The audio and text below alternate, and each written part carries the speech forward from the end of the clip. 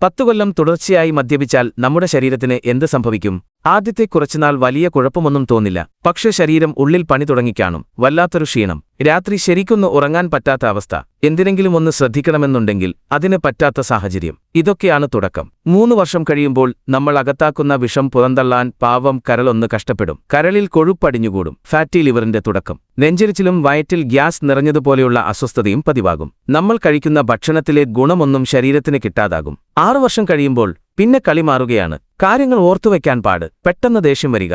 മനസ്സിനൊരു നിയന്ത്രണമില്ലാത്ത അവസ്ഥ. ഇതിനൊപ്പം രക്തസമ്മർദ്ദം കൂടും.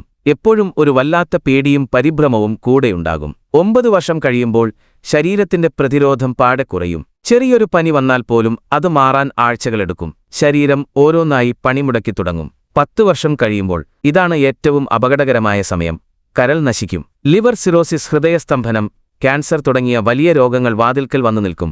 ഓർക്കുക, ഒരു ദിവസം കൊണ്ടല്ല ഇതൊന്നും സംഭവിക്കുന്നത്. പക്ഷേ ഈ ശീലം ഇങ്ങനെ തുടർന്നാൽ തിരിച്ചുവരവ് പ്രയാസമായിരിക്കും. ഇന്നൊന്ന് വിചാരിച്ചാൽ നാളെ നമുക്ക് ആരോഗ്യത്തോടെ ജീവിക്കാം. ഒന്ന് ഷെയർ ചെയ്തേക്ക്. ഇതുകൂട്ട് കൂടുതൽ അറിവുകൾക്കായി ഫോളോ ചെയ്യാൻ മറക്കല്ലേ.